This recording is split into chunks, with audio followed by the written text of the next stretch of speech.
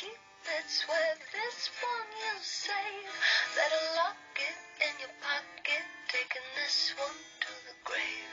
If I show you, then I know you won't tell what I said.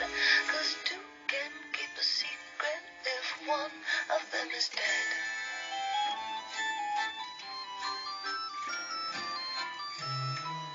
Why do you smile like you've been told a secret?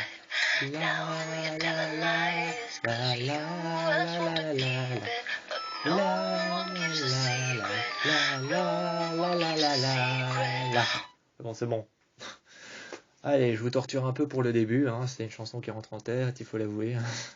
C'est une chanson qui rentre en tête, hein, il faut l'avouer, hein. Je suis désolé, mais je vous torture un peu pour le début. C'était juste pour le fun, donc ça c'était une introduction concrète, hein. Vous avez compris de quoi on va parler de Pretty Little Liars. Bon, on va parler de Pretty Little Liars ensemble, et donc ensemble on va parler de cette série Pretty Little Liars, qui n'est pas une série d'anthologie, et qui est encore moins une série de mystère, qui est encore moins une série de thriller, encore moins une série d'horreur, et encore moins une série fantastique. Parce que j'ai un peu envie de dire que c'est les trois.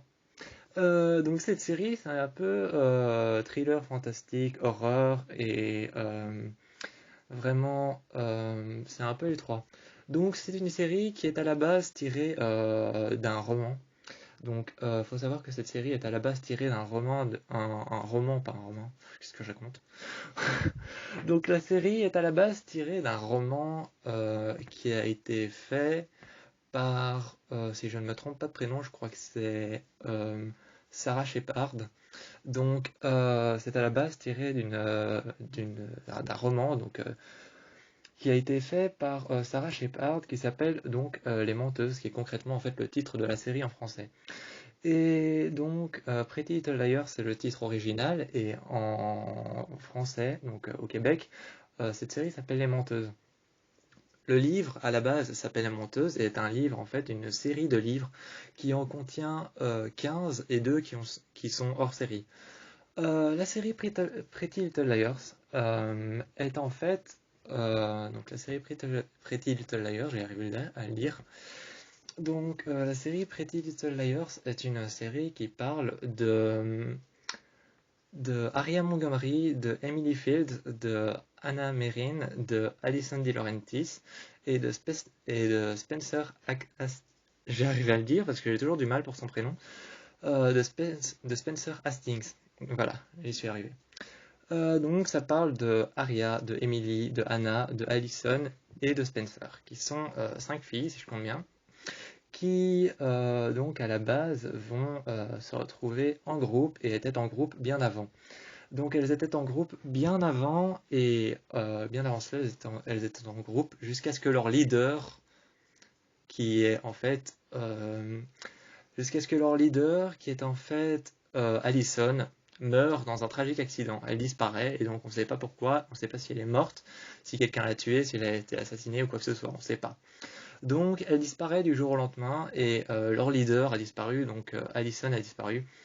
Et elles vont se rendre compte, toutes les quatre, en tout cas hein, vis-à-vis de celles qui restent, donc Aria, Emily, Anna et Spencer vont se rendre compte toutes les quatre qu'elles sont persécutées par un tueur en série, si je peux dire ça comme ça, qui va s'en prendre à L4.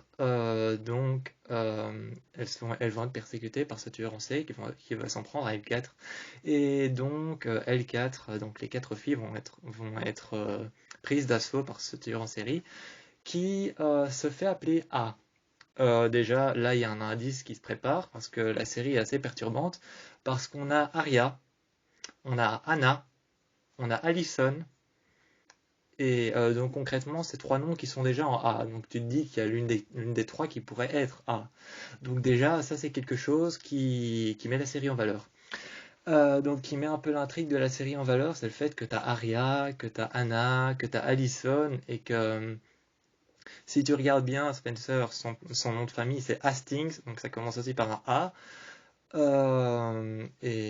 Donc à la base, tu as seulement Emily qui s'en est sortie d'affaire, parce qu'en fait elle s'appelle Emily Fields. Donc tu ne peux pas la soupçonner. Et puis il y a Alison De Laurentiis qui évidemment est en fait est Alison qui est morte, qu'on a retrouvée qui d'ailleurs s'est dit dans la série, dans les premiers épisodes de la première saison, dans le deuxième. Elle a été retrouvée après 1 ou 2 ans, elle a été retrouvée dans sa propre maison et on découvre son cadavre. Finalement, dans l'épisode suivant ou dans l'épisode d'avant, on comprend que que ce n'est pas elle, que c'est un cadavre qui a été mis là pour faire croire qu'elle est morte. Concrètement, dans la série, gros spoil, elle n'est pas morte. Elle n'est pas morte dans la série, c'est un gros spoil, je suis désolé. Mais concrètement, elle n'est pas morte, mais comme les filles sont perturbées par la présence de cette personne, qui est donc A, et qu'elles sont perturbées par sa présence, qui A donc est un serial killer, qui s'en prend à elle, et donc quand je dis à elle, hein, évidemment je parle de elle au pluriel, hein, donc à toutes.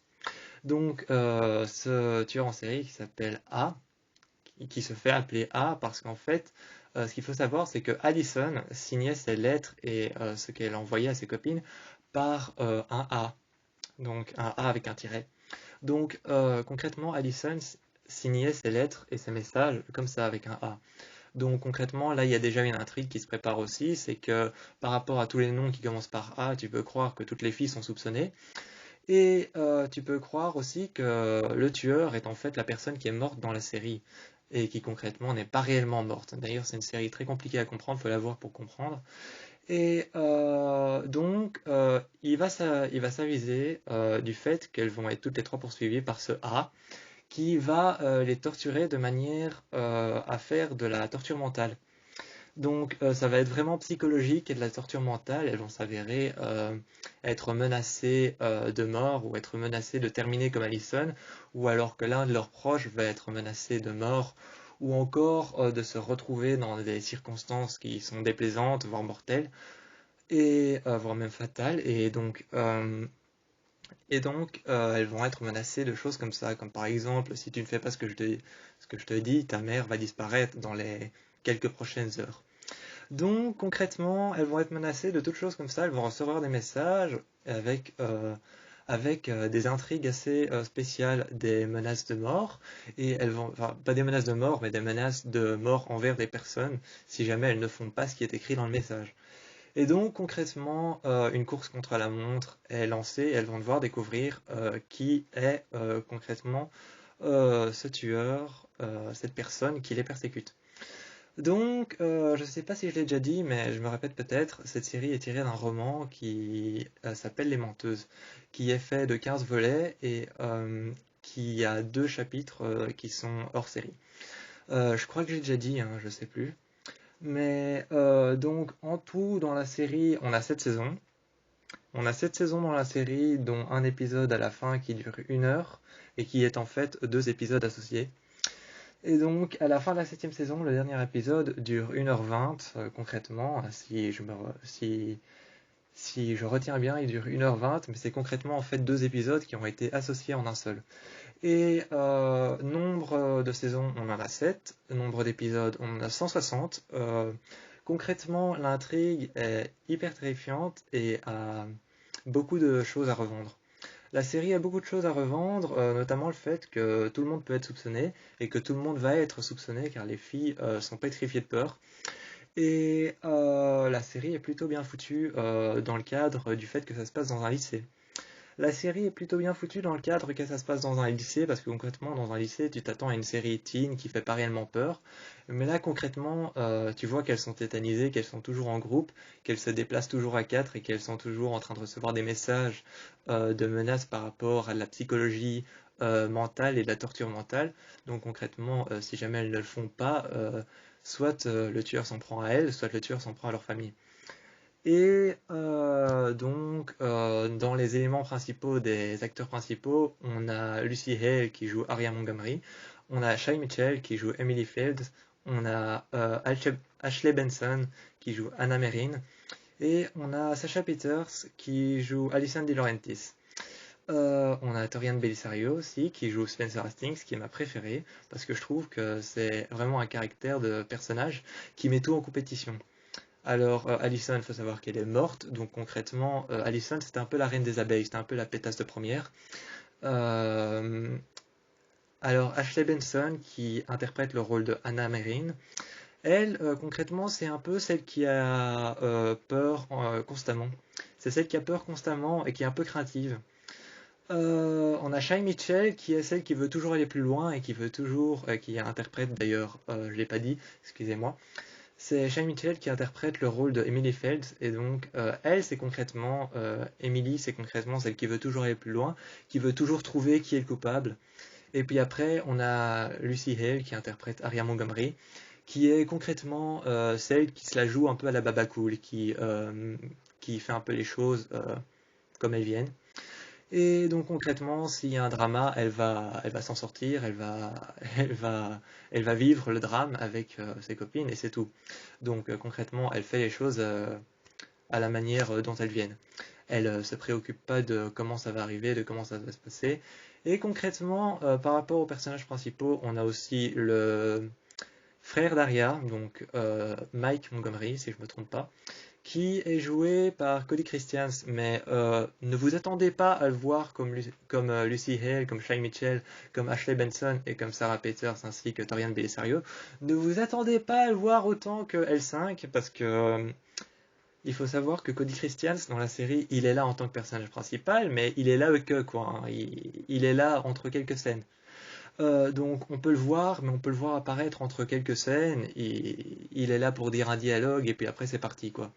Donc il est là que donc pour ceux qui ont vu Teen Wolf et qui adorent Cody Christians, qui en sont fans, dans la série Pretty Little Liars, il est là en tant que personnage principal, mais il est là que quoi.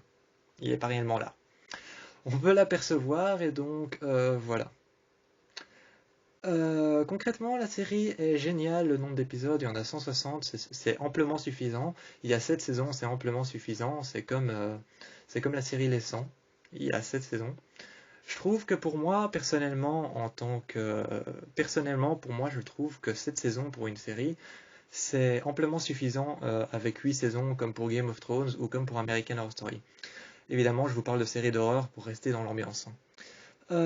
Pretty Little Liars, je ne sais pas si on peut la considérer comme une série d'horreur, parce qu'elle est plus basée sur le mystère de retrouver Allison, de qui l'a tué, que sur le thriller de la persécution, ainsi que l'horreur de ce qui va se passer. Donc on peut la considérer un peu entre les trois, entre le mystère, entre l'horreur, entre la psychologie et entre le thriller. On peut la considérer entre les trois.